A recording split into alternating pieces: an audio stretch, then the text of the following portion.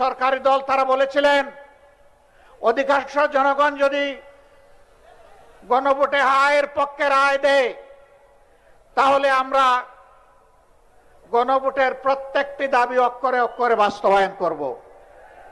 আমরাও বলেছি, তারাও বলেছেন গণভোটে হ্যাঁ বলুন, আমরাও বলেছি গণভোটে হ্যাঁ বলুন।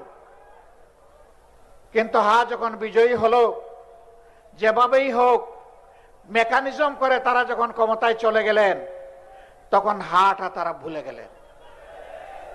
এখন বলতে বলতে এসে তারা বলতেছেন আমরা কখনো সংস্কারের কথা বলি নাই। না না বন্ধুরা, আপনারা সত্য বলছেন না, আপনারা মিথ্যা বলছেন। কারণ আপনাদের 31 দফা সংস্কারের দাবির প্রথম দফাই হচ্ছে সংস্কার। এখন বলেন যে সংস্কার কি জিনিস বুঝি না, আসেন আমরা সংবিধান সংশোধন কমিটি করি।